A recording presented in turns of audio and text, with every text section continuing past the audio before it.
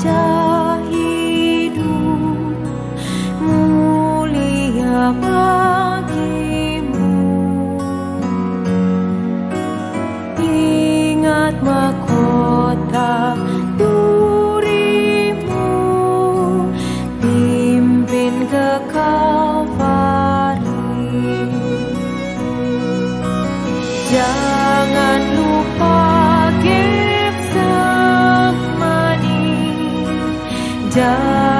lupa sengsaranya, jangan lupa cinta Tuhan, pimpin ke Kalvari.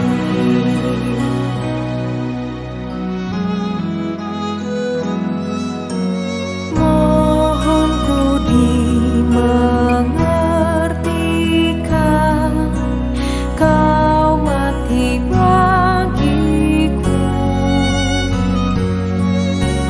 Ku mau bagaikan malaikat menjaga kuburmu. Jangan lupa Getsemani, jangan lupa sengsaranya, jangan lupa cinta Tuhan, pimpin ke Kalvari.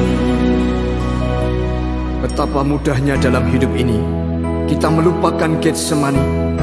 Getsemani, tempat di mana Tuhan Yesus disengsarakan karena dosa-dosa kita.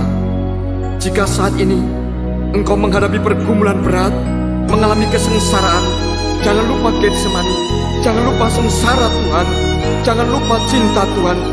Disitulah engkau akan peroleh pengharapan, kekuatan dan iman yang membawamu kepada kemenangan.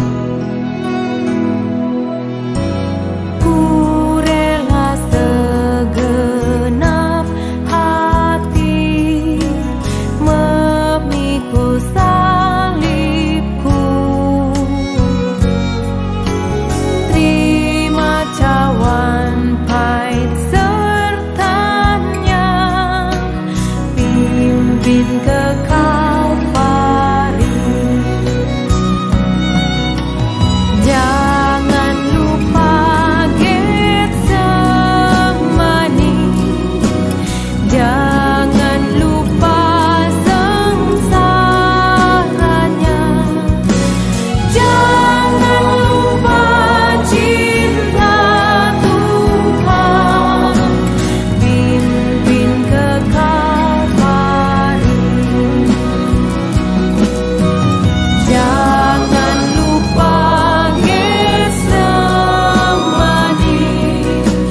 jangan lupa sengsaranya, jangan lupa cinta Tuhan, pimpin ke Kalvari. Jangan lupa cinta Tuhan, pimpin ke Kalvari.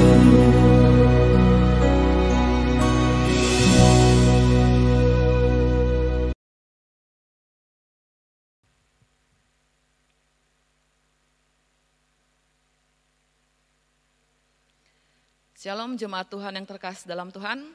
Kita akan belajar akan satu kebenaran firman Tuhan pada pendalaman Alkitab pada kesempatan saat ini. Dan saat ini kita sudah masuk di dalam Injil Matius pasal yang ke-27 ayat yang pertama sampai ayat yang ke-26. Sebelum kita membaca dan belajar lebih lanjut akan kebenaran firman Tuhan, terlebih dahulu kita akan berdoa. Mari kita berdoa. Bapak, terima kasih, kami bersyukur karena kepada kami diberikan waktu dan kesempatan untuk kami boleh belajar kembali akan kebenaran firman-Mu Tuhan.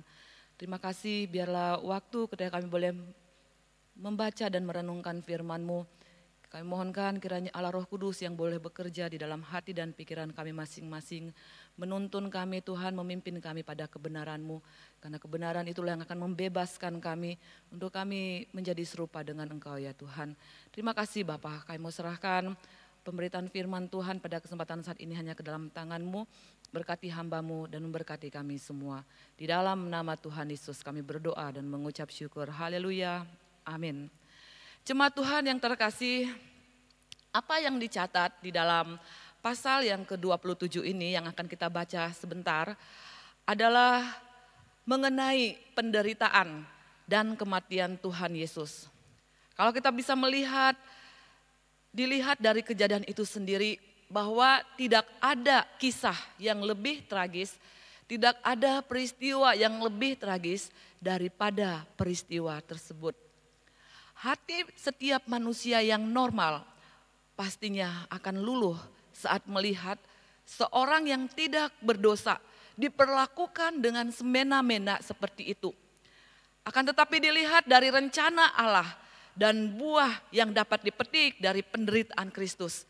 Bukankah ini adalah Injil? Injil adalah kabar baik. Injil adalah kabar sukacita. Yaitu bahwa Yesus Kristus diserahkan karena pelanggaran-pelanggaran kita. Dan bahwa dia telah bangkit dan juga dia telah naik ke surga. Dan tidak ada alasan lain bagi kita untuk bermegah selain pada salib Kristus. Kita akan baca bagian firman Tuhan di dalam Matius pasalnya yang ke-27, ayatnya yang pertama sampai ayatnya yang ke-26 saya akan bacakan. Jemaat Tuhan boleh mengikutinya di dalam ayatnya Alkitabnya masing-masing. Demikian firman Tuhan. Yesus diserahkan kepada Pilatus kematian Yudas.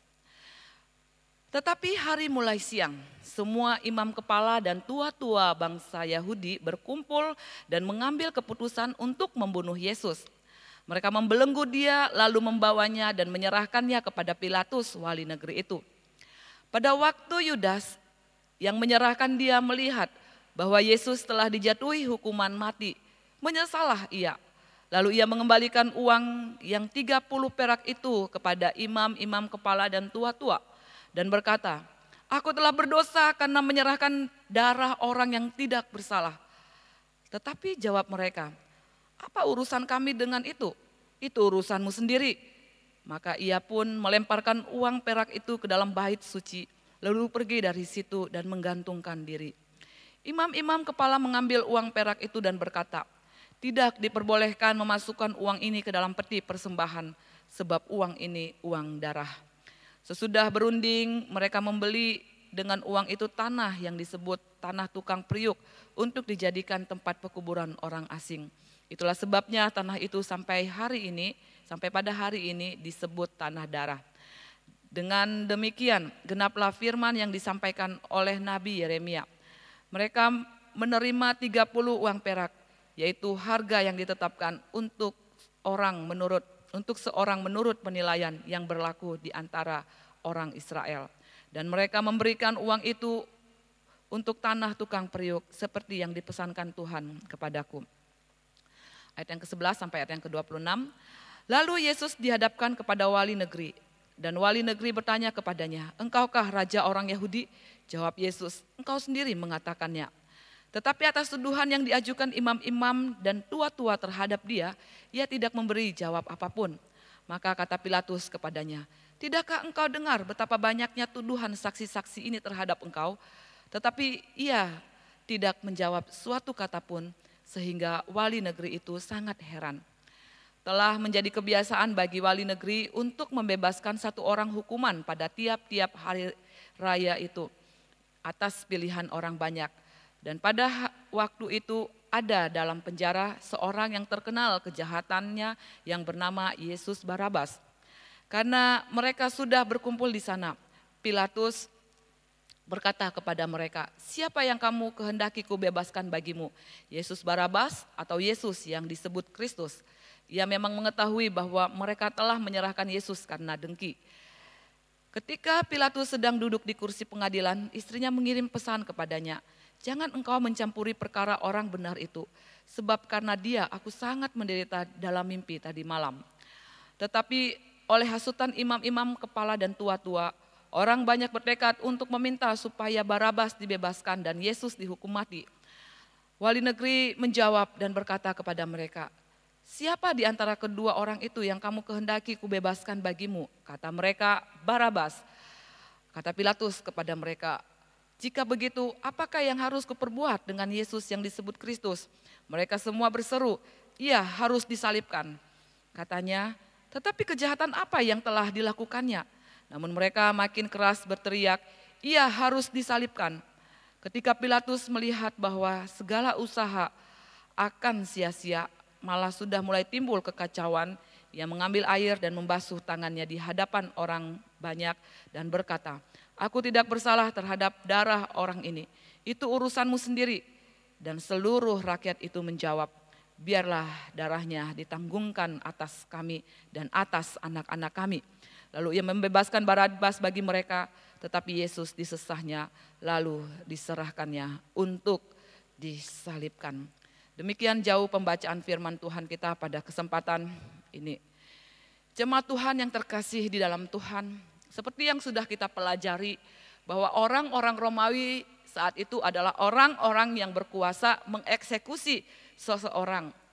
Sehingga tidak heran kalau kita bisa melihat pemimpin-pemimpin Yahudi yang ingin menghukum mati Yesus, mereka membawanya kepada penguasa Romawi dan membujuk penguasa ini untuk menjalankan eksekusi seperti apa yang mereka mau. Kita akan melihat satu bagian dari ayat yang pertama sampai ayat yang ke-11 tadi, bagaimana pihak apa yang bisa dilakukan oleh pihak Romawi. Dan kita bisa melihat bagaimana para pemimpin Yahudi itu bertindak dan bergerak cepat. Mereka bergegas karena dikatakan hari mulai siang. Mereka tahu dengan persis pejabat Romawi itu cenderung melakukan aktivitas mereka di pagi hari. Tanpa membuang-buang waktu, mereka bergegas untuk melakukan apa yang sudah mereka rencanakan. Dan merupakan ketentuan Yahudi bagaimana keputusan pengadilan itu dijatuhkan pada siang hari, bukan pada malam hari. Dan juga ditetapkan bahwa putusan bersalah tidak bisa dijatuhkan sampai pada hari kedua tertuduh dibawa ke hadapan hakim. Jadinya ketika seorang tawanan ataupun seorang terdakwa dibawa ke hadapan hakim, maka harus hari itu pula hukuman ataupun putusan itu harus diputuskan. Dikatakan bahwa semua imam kepala ini, ya, dalam ayat yang pertama, ini menunjuk kepada jumlah lengkap dari para petinggi Yahudi. Sementara tua-tua bangsa ini menunjuk kepada orang awam yang terpandang, yang merupakan bagian dari sidang Yahudi yang tertinggi saat itu di Yudea. Jemaat Tuhan yang terkasih, kita bisa melihat bagaimana mereka berkumpul semua. Untuk apa? Untuk memberikan satu tuduhan palsu tentang Yesus. Bagaimana tuduhan ini mereka sudah susun sedemikian rupa. Untuk apa? Untuk membuat tuduhan yang akan mereka ajukan kepada wali negeri pada saat itu. Mereka sudah susun, mereka sudah mempersiapkan tuduhan-tuduhan yang akan mereka tujukan kepada Yesus. Mereka berkumpul untuk merencanakan, bermufakat bagi tujuan yang akan mereka capai. Dan mereka berdiskusi untuk membunuh Yesus. Kita bisa melihat bagaimana Matius di dalam hal ini dengan jelas menunjukkan pertemuan yang mereka adakan tidak bertujuan untuk mencapai hasil yang lain. Tetapi satu-satunya tujuan mereka berkumpul adalah untuk membunuh Yesus. Dan di dalam ayat yang kedua kalau kita bisa melihat tadi dikatakan bahwa mereka itu membelenggu Yesus. Padahal kita ketahui bagaimana Yesus itu tidak pernah berusaha untuk melarikan diri ataupun melawan ketika mereka ada di hadapan petinggi Yahudi saat itu. Setelah dinyatakan bersalah, jemaat Tuhan yang terkasih, Bagaimana mereka kemudian mengikat kedua tangannya ke belakang. Seperti yang biasa mereka perbuat kepada para penjahat yang telah dinyatakan bersalah. Dan ini merupakan sebuah prosedur yang mereka rencanakan. Untuk apa?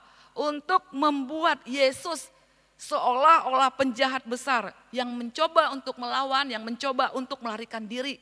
Sehingga mereka membelenggu dia sedemikian rupa adanya.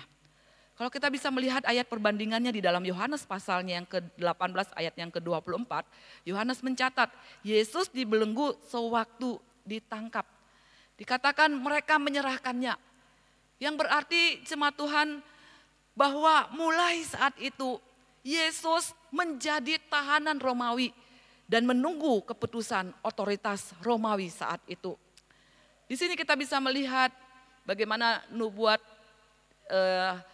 Yesus juga, kalau kita bisa melihat di dalam pasal yang ke-20 ayat yang ke-18 dan ayat yang ke-19, bahwa ia akan diserahkan kepada imam kepala dan ahli-ahli Taurat. Dan mereka akan menyerahkan dia kepada bangsa-bangsa yang tidak mengenal Allah. Maka tergenapilah secara harafiah apa yang pernah dikatakan Yesus. Dan kita bisa melihat bagaimana Matius mencatat bahwa wali negeri Romawi yang berkuasa saat itu dijabat oleh Pilatus. Ya, dan mereka membela kasus, ya membawa kasus mereka ke hadapan Pilatus, dan tentu saja Pilatus yang akan memberi keputusan akhir dari kasus yang mereka bawa kepada Pilatus saat itu. Kita bisa melihat jemaat Tuhan yang terkasih dalam Tuhan, satu hal yang unik yang dituliskan oleh Matius. Karena apa? Karena bahwa sebelum mengisahkan bagaimana perlakuan orang Romawi terhadap Yesus, penulis Matius menyelesaikan kisah Yudas, menyisipkan kisah akhir kehidupan Yudas di ayatnya yang ketiga sampai ayatnya yang ke-10. Bagaimana Matius mencatat bahwa sebelum Yesus mati di kayu salib, Yudas, murid yang mengkhianati Yesus, lebih dahulu mati. Dan bagaimana dikisahkan Yudas menyesal dan bunuh diri.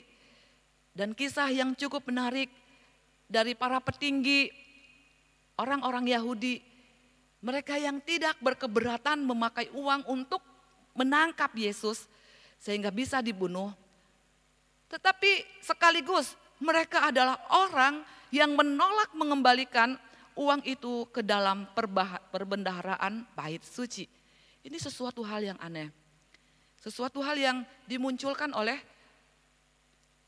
penulis Injil Matius di dalam bagian ini.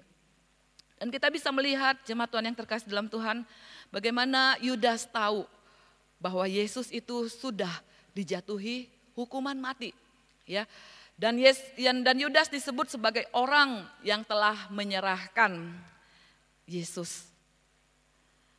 Saat menyadari perbuatannya, apa yang dilakukan oleh Yudas? Dikatakan Yudas pun menyesal. Ceritanya menarik di sini jemaat Tuhan, bahwa setelah Yudas menyesal, dia kembali mendatangi para petinggi Yahudi. Dengan cara apa? Dengan cara membawa 30 uang perak yang sudah diterimanya untuk menjual Yesus yang telah mereka bayarkan untuk pengkhianatannya. Kita bisa melihat dan memperhatikan bagaimana pengakuan Yudas di dalam hal ini. Dia memberikan sebuah pernyataan, dia katakan, aku telah berdosa.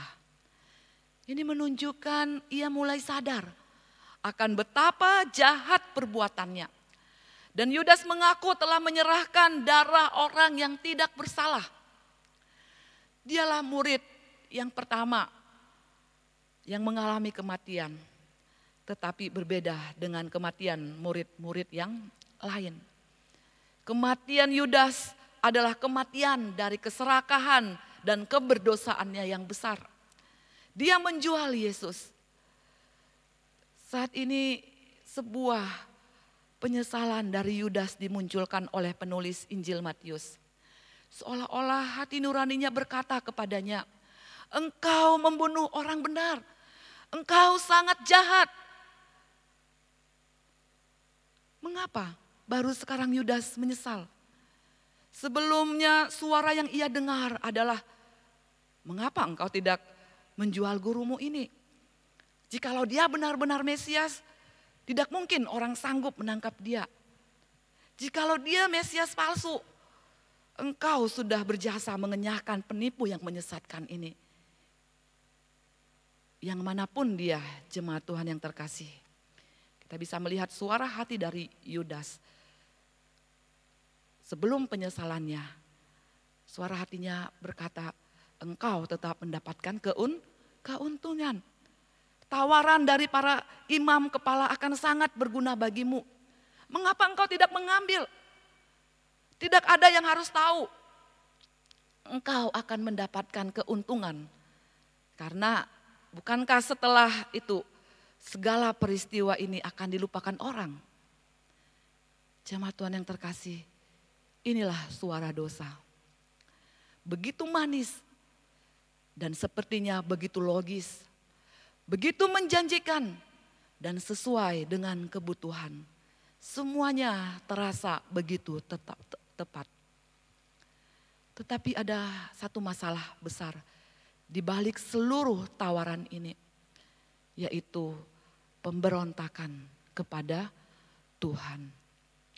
Alkitab mencatat bahwa Yudas menjual Yesus. Kemudian dia menyesal, tetapi penyesalannya terlambat. Dia melewatkan teguran demi teguran. Dia melewatkan firman demi firman.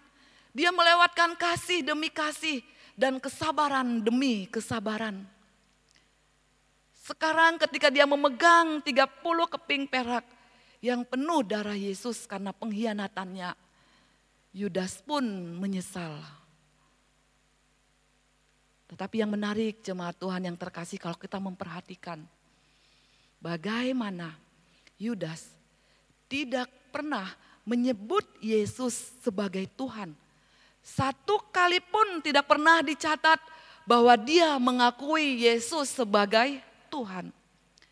Bahkan di dalam Matius pasal 6 ayat yang ke-22 sampai ayat yang ke-25 dicatat bahwa Yudas adalah satu-satunya murid yang menolak untuk menyebut Yesus sebagai Tuhan.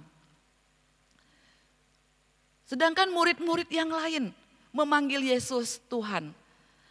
Tetapi Yudas memanggil Yesus dengan sebutan Rabi.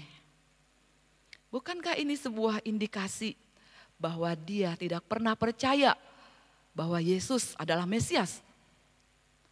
Itulah sebabnya dia memiliki hati yang tumpul dan hanya mau mendengarkan perkataannya sendiri yang telah tergiur dengan dosa. Jemaat Tuhan yang terkasih dalam Tuhan, kita boleh melihat bahwa pertobatan sejati hanya dapat mengubah dan menyelamatkan jika kembali kepada Tuhan Yesus Kristus dan beriman kepada Dia sebagai Tuhan dan Juru Selamat di dalam kehidupannya. Tidak ada jalan lain. Satu-satunya pertobatan yang sejati yaitu ketika seseorang boleh kembali kepada Kristus, berjumpa dengan Kristus dan beriman kepadanya, mengimani ketuhanan dan Juru Selamat atas kehidupannya. Pertobatan dan iman kepada Kristus ini adalah dua bagian yang tidak bisa dipisahkan.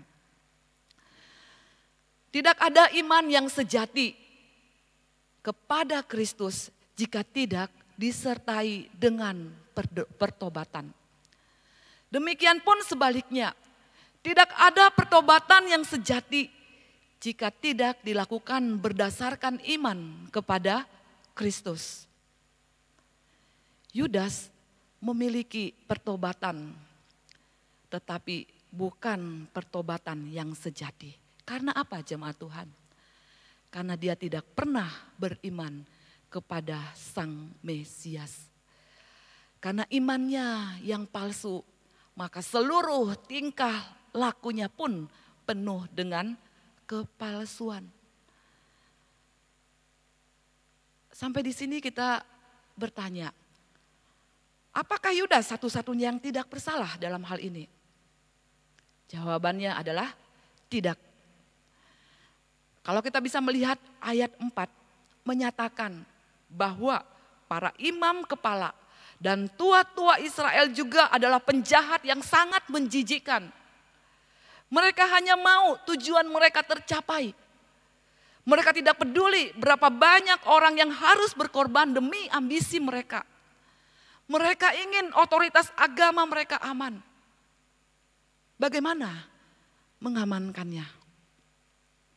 Dengan memberikan fitnahan kepada saingan mereka, yaitu Yesus. Fitnah dan hukuman mati.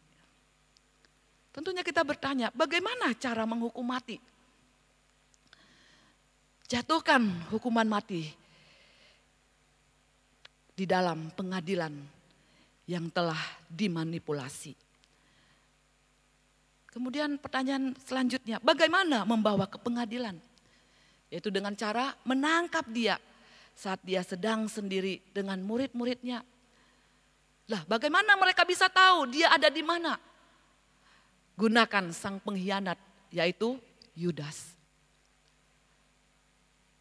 Bagaimana jika terjadi huru-hara? Sebarkan fitnah di tengah-tengah masyarakat bahwa Yesus pantas untuk mati. Jemaat Tuhan yang terkasih di dalam Tuhan, kita bisa melihat betapa berambisinya mereka untuk membunuh Yesus. Mereka menghina pengadilan dengan apa? Dengan memanfaatkannya demi tujuan mereka. Mereka merusakkan kebenaran dengan fitnahan mereka. Mereka mendistorsi kebenaran dari rakyat yang seharusnya mereka bimbing untuk mengenal kebenaran.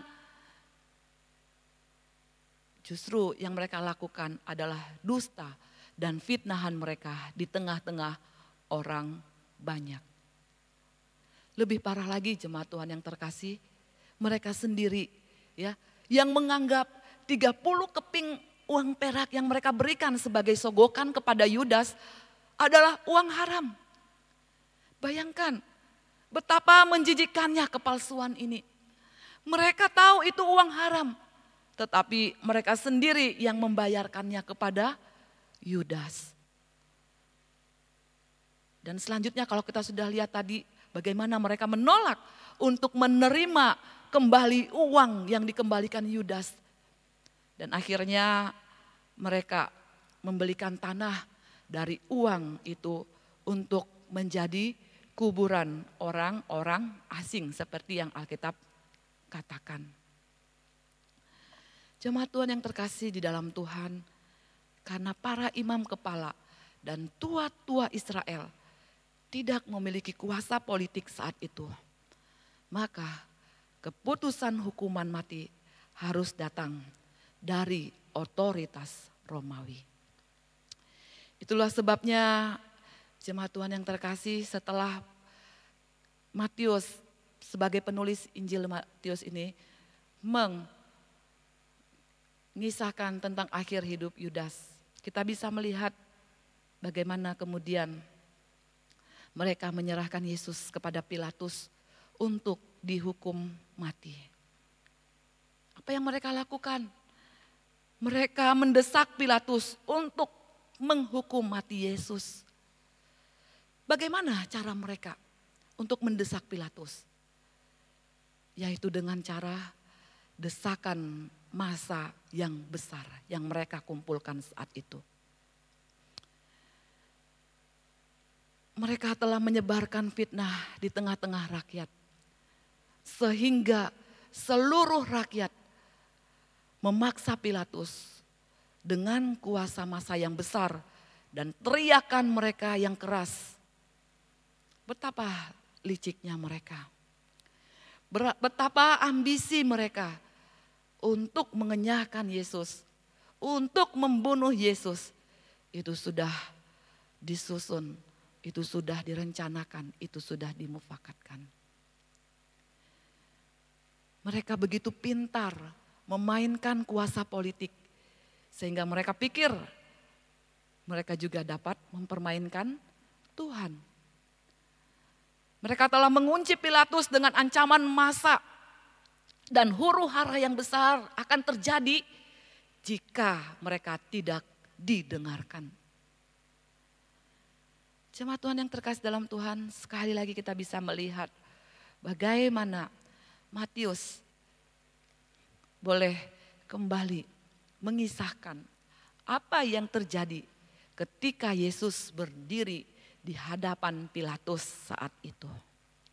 Meskipun kalau kita bisa memperhatikan jemaat Tuhan bagaimana Matius tidak menyebutkan tuduhan formal yang diajukan, tetapi kita bisa melihat dalam Injil Lukas sebagai ayat referensinya mencatat Yesus dituduh menyesatkan di dalam Lukas pasal yang ke-23 ayat yang kedua. Maka Pilatus pun ketika Yesus dibawa di hadapannya, Pilatus pun mulai bertanya kepada Yesus, apakah engkau Mesias? Yesus menjawab, ya, engkau sendiri mengatakannya. Apakah engkau raja atas orang Yahudi? Ya. Yesus mengatakan engkau sendiri mengatakannya. Tetapi kita bisa melihat jemaat Tuhan yang terkasih, meskipun Pilatus berotoritas penuh untuk menghukum dan membebaskan Yesus. Bagaimana kita bisa melihat ketika tuduhan-tuduhan yang dinyatakan oleh imam-imam kepala dan tua-tua saat itu, bagaimana Yesus tidak menjawab sama sekali. Dia menolak untuk membela dirinya di depan orang yang paling mungkin membebaskan dirinya. Karena apa? Karena itu bukan tujuan Yesus. Pilatus sendiri berada dalam situasi yang sulit saat itu. Karena apa jemaat Tuhan? Karena Pilatus tahu bahwa Yesus seharusnya tidak dihukum mati. Namun para pemimpin agama Yahudi menyerahkan dia. Karena apa? Kalau kita bisa melihat di dalam ayat yang ke-18, karena mereka iri hati, mereka dengki. Dan ini telah diketahui oleh Pilatus. Kalau kita melihat di dalam Yohanes pasal yang ke-19 ayat yang ke-10 sampai ayat yang ke-12 mengatakan bagaimana Pilatus itu begitu gentar dengan Yesus.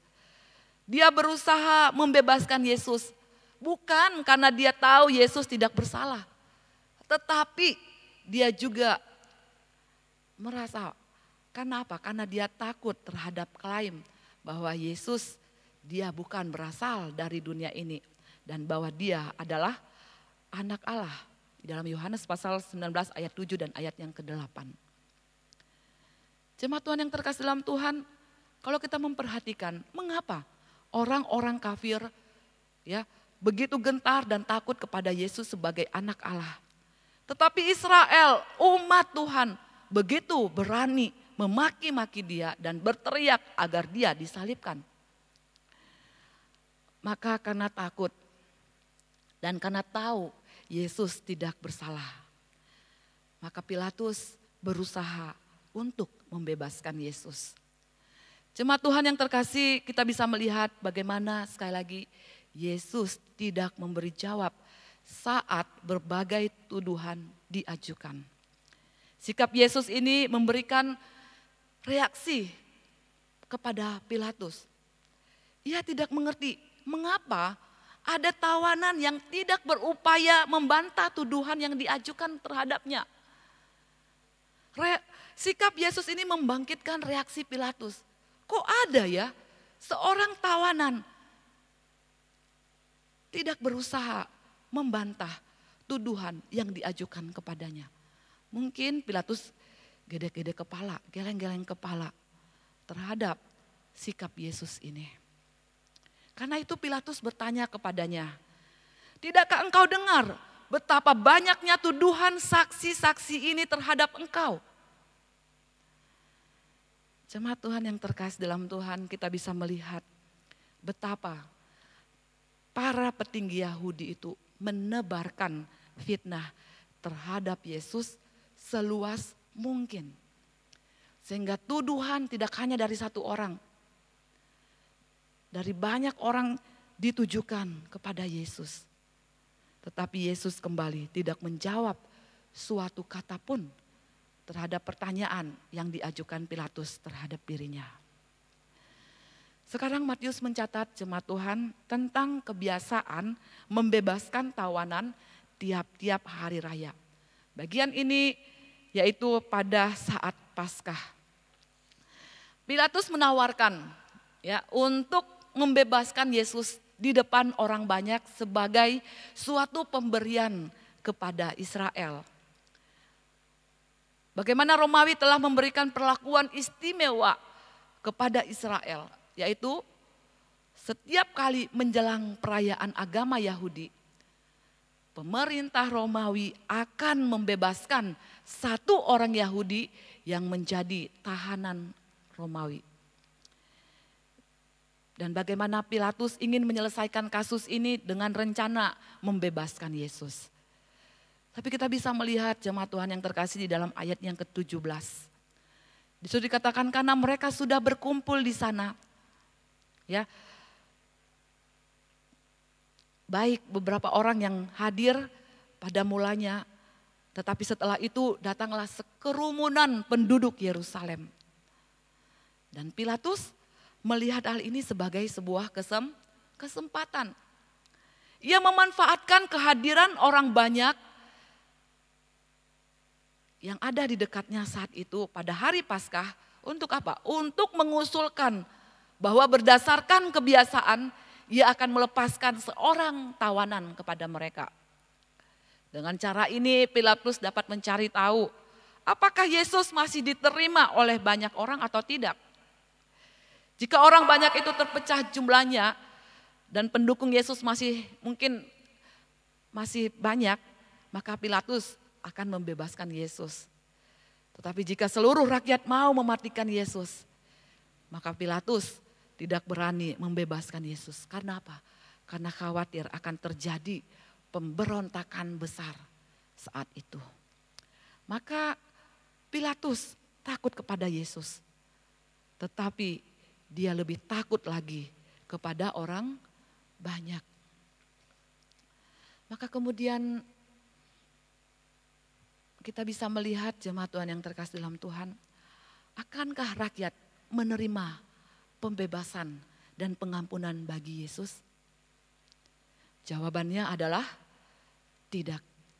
Rakyat semuanya menolak. Mereka memilih membebaskan Yesus Barabas. Alkitab mencatat seorang yang terkenal kejahatannya, pembunuh yang memiliki nama yang sama seperti Kristus, Yesus Barabas. Ya, Barabas berarti anak dari seorang ayah. Adalah seorang pemberontak dan penjahat yang keji. Tetapi kita bisa melihat ironinya, bagaimana rakyat lebih memilih pembunuh keji daripada Yesus, Sang Juru Selamat.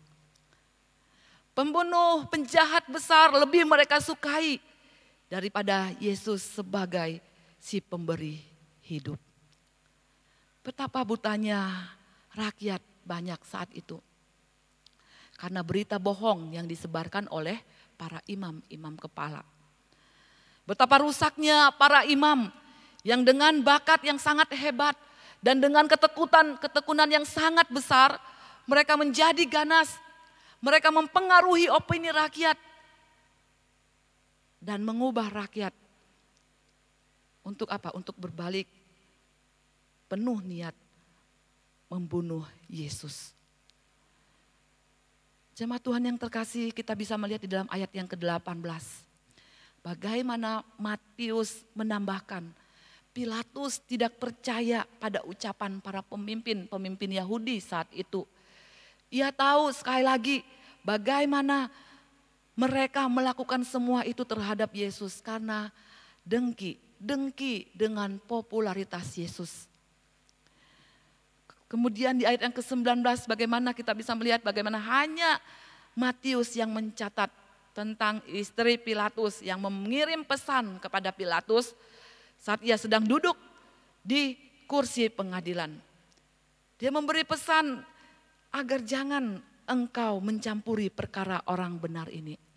Sebagai alasannya jemaat Tuhan ia berkata, karena dia aku sangat menderita dalam mimpi hari ini. Tidak dijelaskan seperti apa penderitaannya. Atau ia merasa mengapa suaminya tidak boleh turut campur di dalam perkara ini. Karena kalau kita bisa melihat orang zaman kuno itu sangat memperhatikan arti mimpi. Sehingga tidak heran jika istri Pilatus merasa mimpinya itu penting. Sehingga dia tidak bisa menunggu untuk menyampaikan hal ini kepada suaminya. Yaitu Pilatus. Dan mengirimkan pesan ini kepadanya. Jemaat Tuhan yang terkasih, kita bisa melihat di dalam ayat yang ke-20. Bagaimana orang banyak dihasut oleh imam-imam kepala dan tua-tua. Meskipun Matius sekali lagi tidak menyebutkan cara mereka menghasut dan meyakinkan orang banyak itu. Tetapi menunjukkan bagaimana rencana mereka itu berjalan dengan baik. Dan banyak orang terbujuk. Para pemimpin ini menunjukkan siapa yang harus dipilih. Dan mereka dengan kompaknya meminta supaya Barabas dibebaskan. Dan itu berarti Yesus yang harus dihukum mati. Jemaat Tuhan, kita bisa melihat bagaimana di ayat selanjutnya, di ayat yang ke-21, Pilatus ya meminta orang banyak membuat pilihan. Ia berkata kepada orang banyak yang berkerumun saat itu, siapa di antara kedua orang itu yang kamu kehendaki kubebaskan bagimu? Kita bisa tahu jawabannya, bagaimana tanpa ragu-ragu mereka menjawab, Barabas. Mereka memilih seorang yang mencintai kejahatan daripada seorang yang penuh kasih. Pilatus berusaha dengan sangat giat untuk membebaskan Yesus yang benar itu. Tetapi di sisi lain bagaimana seluruh orang Yahudi berteriak. Bahkan dikatakan mereka sangat keras berteriak. Meneriakan apa? Meneriakan untuk supaya Yesus disalibkan. Kita bisa melihat bagaimana ketika seruan, ketika desakan rakyat banyak sudah semakin memanas dan mulai di luar kendali, maka Pilatus terpaksa menjatuhi hukuman mati terhadap Yesus di ayat yang ke-22. Kita bisa melihat lebih lanjut di ayat yang ke-23. Jemaat Tuhan yang terkasih, meskipun demikian, Pilatus sekali lagi melakukan upaya. Ya, di sini penulis Injil Matius mengontraskan sikap Pilatus dengan orang banyak. Di akhir-akhir upayanya untuk membebaskan Yesus, dia berkata kepada orang banyak yang berseru-seru untuk menyalibkan Yesus dan membebaskan Barabas. Pilatus bertanya kepada mereka, tetapi kejahatan apakah yang telah dilakukannya? Seolah-olah Pilatus ini tidak bisa menerima keputusan dari orang banyak saat itu, jemaat Tuhan. Bagaimana kalau kita bisa melihat hukuman salib merupakan hukuman yang mengerikan.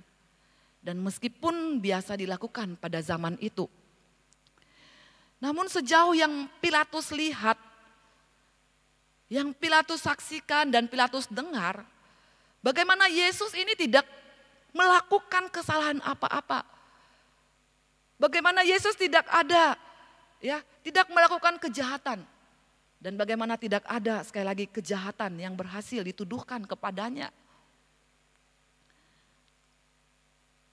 Tetapi ketika Pilatus mengatakan hal itu, tetapi kejahatan apakah yang telah dilakukannya? Maka apa yang menjadi respon dari orang-orang banyak yang ditanyai saat itu jemaat Tuhan? Alkitab dengan tegas mengatakan, orang banyak semakin keras berteriak, mengulangi tuntutan mereka, ia harus disalibkan.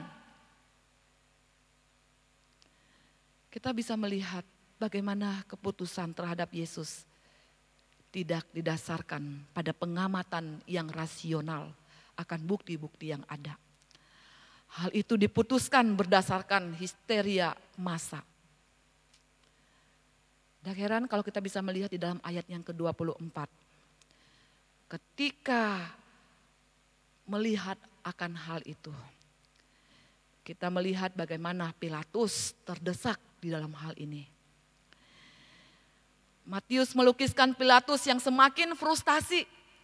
Dia berpikir untuk melepaskan Yesus itu tidaklah sulit. Namun para imam memang mau membunuh dengan memanfaatkan massa, dengan hasutan yang dituduhkan kepada Yesus. Mereka melakukannya karena dengki kepada Yesus. Meskipun Pilatus tidak mengharapkan dan tidak menginginkan keputusan itu, sebelum dia menyerahkan Yesus untuk dibunuh dengan cara salib, ia menyatakan dirinya tidak bersalah. Dengan cara apa? Dengan cara mencuci tangannya di depan orang banyak. Seolah-olah ia ingin dan mau mendeklarasikan bahwa Yesus benar. Dan ketidakadilan serta kematian orang benar ini tidak ditanggungkan kepadanya. Namun kenyataannya kalau kita bisa melihat dari pernyataan si Pilatus ini jemaat Tuhan, dia menghukumnya. Tetapi menyatakan bahwa dia tidak bersalah terhadap darahnya.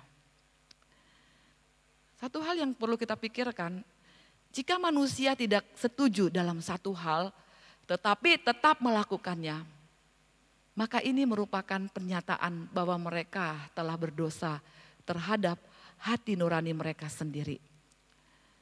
Meskipun Pilatus menyatakan dirinya tidak bersalah, Allah menyatakan dia bersalah. Kalau kita bisa melihat di dalam Kisah Para Rasul pasal 4 ayat yang ke-27.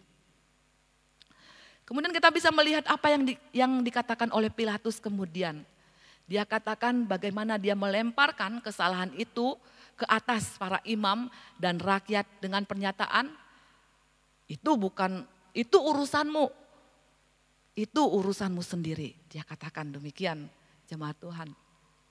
Dengan arti kata, jika hal itu memang harus dilakukan, aku tidak bisa menghalanginya. Jemaat Tuhan yang terkasih, bukankah banyak orang menipu diri sendiri dengan percaya bahwa mereka tidak bersalah jika bisa menemukan orang lain untuk dikambing hitamkan. Seperti halnya para imam kalau kita bisa melihat ketika mereka melemparkan kesalahan itu kepada Yudas. Mereka mengatakan apa kepada Yudas? Itu urusanmu sendiri. Dan kini Pilatus juga melemparkan hal yang sama kepada mereka dengan mengatakan itu urusanmu sendiri.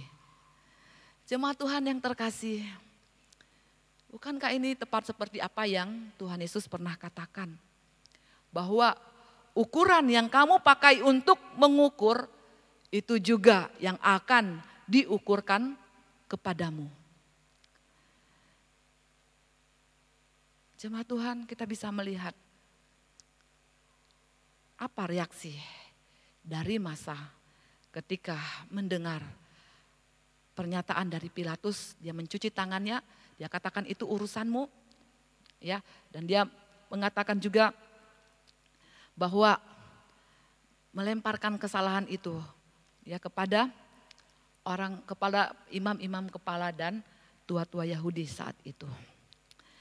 Jemaat Tuhan yang terkasih dalam Tuhan,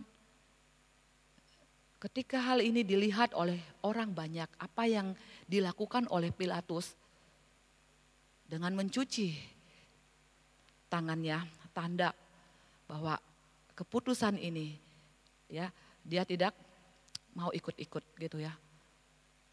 Tetapi ketika orang banyak melihat apa yang dilakukan oleh Pilatus, justru seluruh orang banyak itu menyatakan suatu kalimat.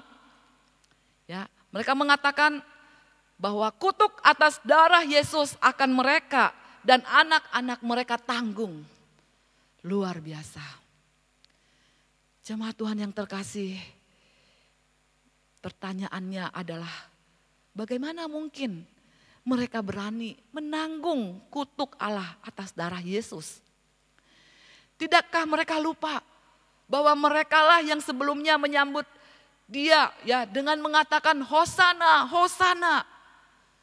Dan sekarang mereka terus berteriak, salibkan dia, salibkan dia. Mereka tidak mau mendengarkan pembelaan. Mereka tidak mau mendengarkan bukti-bukti yang mungkin menyatakan kesalahan mereka atau apapun juga.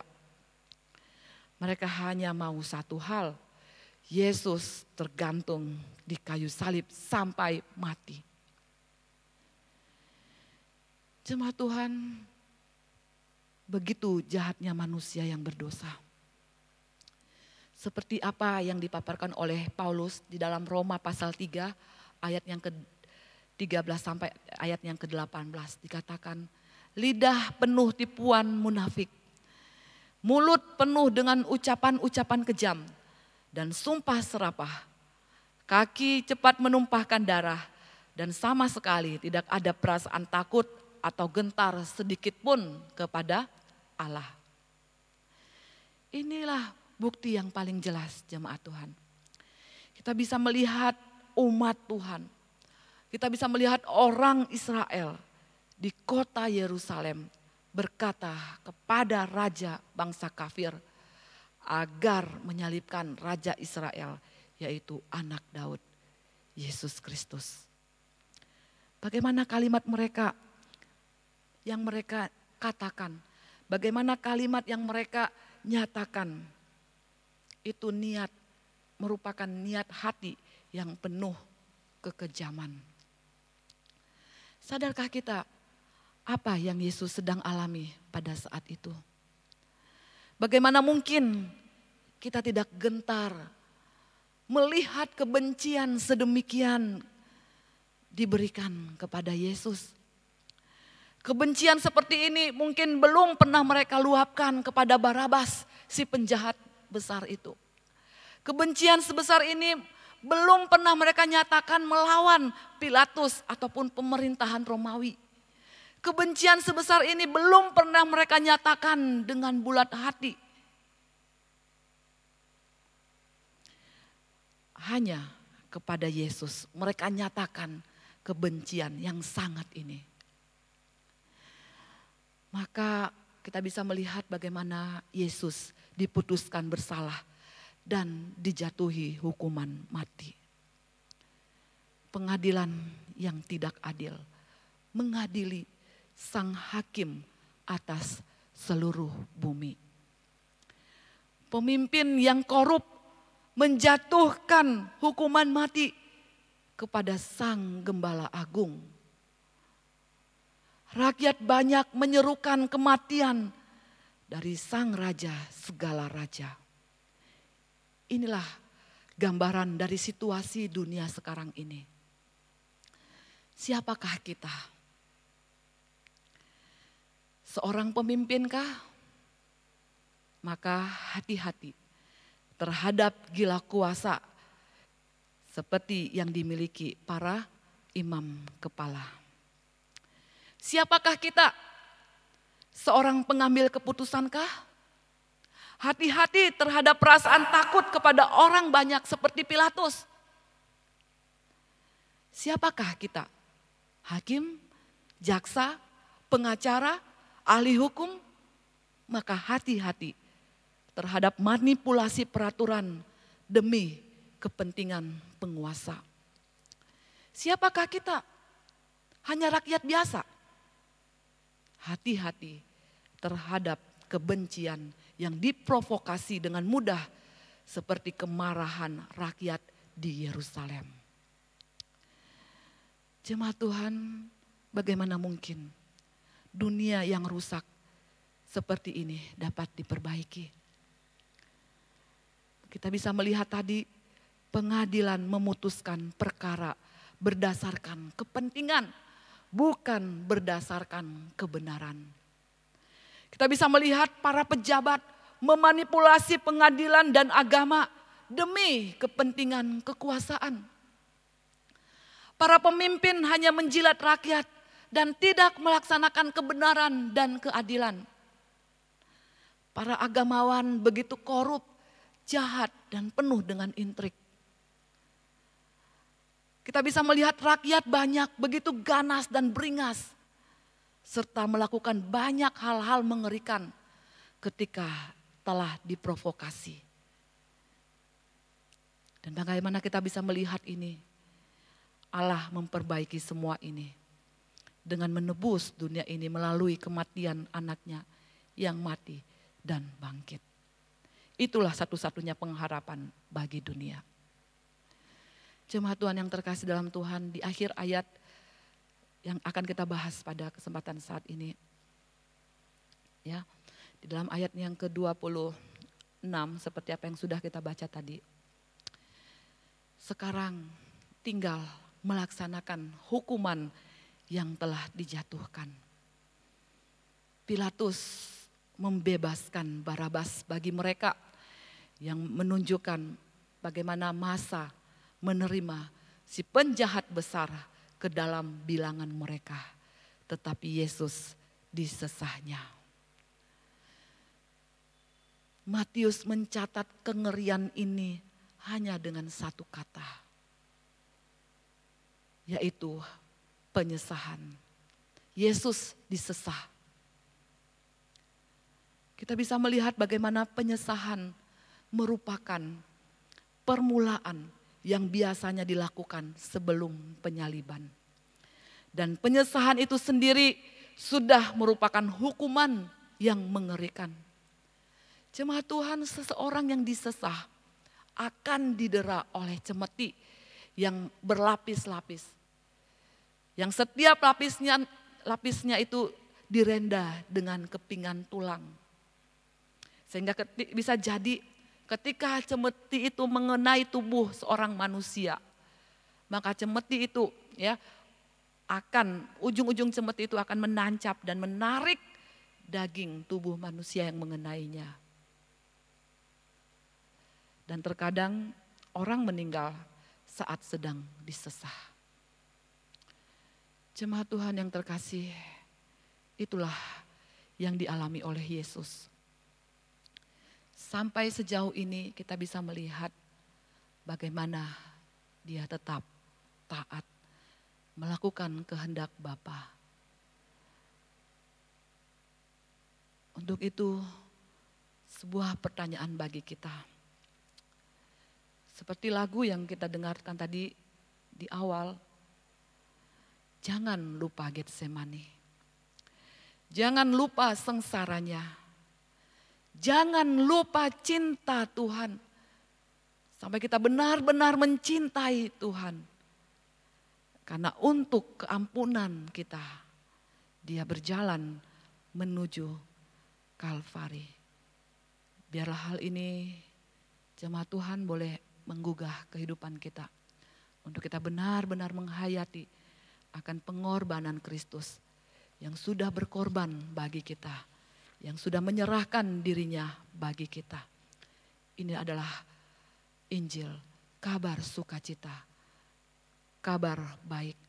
Saya yang berdosa diterimanya. Saya yang tidak layak dilayakannya oleh karena kebenaran Kristus yang boleh diberikan kepada kita. Amin untuk firman Tuhan. Mari kita berdoa.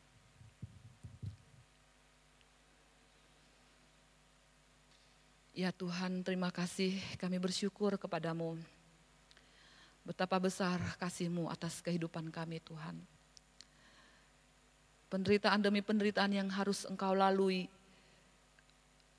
Engkau dengan taat dan rela mau melakukannya. Demi keampunan kami Tuhan, Engkau mau menerima setiap ganjaran, setiap tuduhan, setiap perlakuan yang tidak adil yang dinyatakan kepadamu. Tolonglah kami untuk setiap kami orang-orang yang percaya pada masa ini Tuhan. Untuk kami boleh benar-benar mencintai dan mengasihi akan Engkau. Sebagai respon, sebagai sebuah tanggapan akan kasih karunia yang sudah dianugerahkan kepada kami. Terima kasih Bapa, kami mau serahkan seluruh kehidupan kami ke dalam tangan-Mu. Pimpin, sertai kami senantiasa. Di dalam nama Tuhan Yesus kami berdoa dan mengucap syukur. Haleluya. Amin.